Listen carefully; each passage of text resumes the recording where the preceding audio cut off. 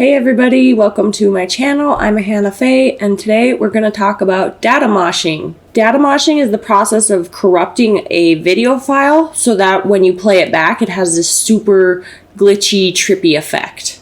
Basically, you delete a certain type of frame called iframes, and this causes other types of frames called p frames to appear when they're not supposed to.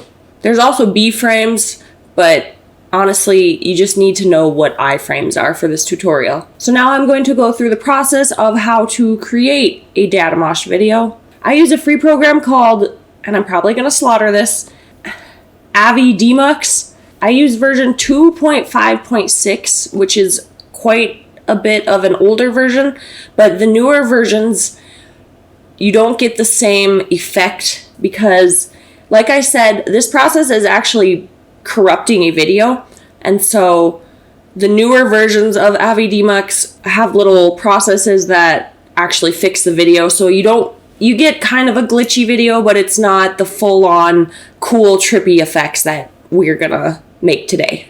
Okay, this is Datamoshing, and again, don't make fun of me if I'm pronouncing that wrong.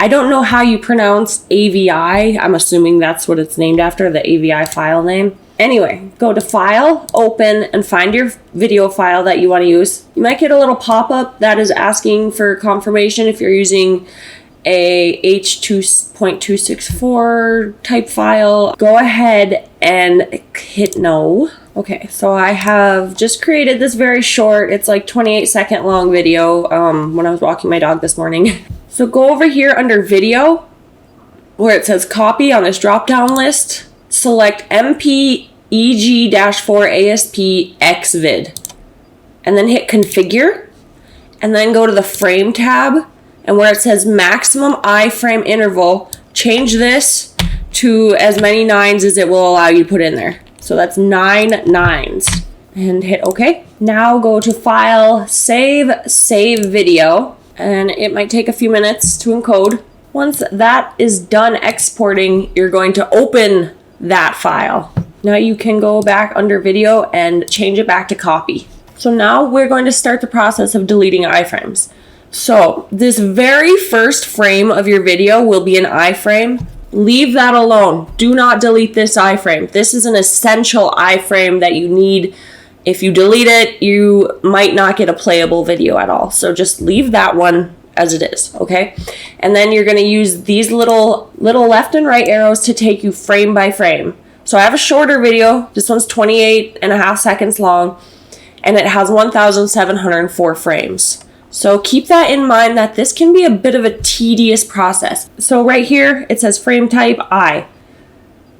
And then it changes to B, then P, then B, then P, and it'll kind of alternate between B and P's for a long time until you get to your next iframe. There are ways around this. There are scripts, there are plugins, there are apps now that do this for you. I have not found any free ones that work well, or free ones at all, I don't think. So if you know of a free one, go ahead and list it in the comments.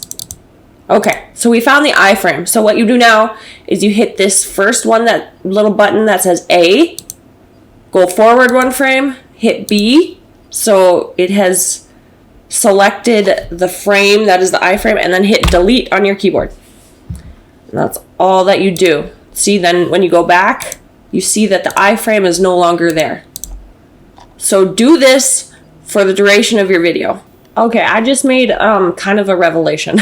Okay, so there's this little, like, what looks like a slider or whatever down here.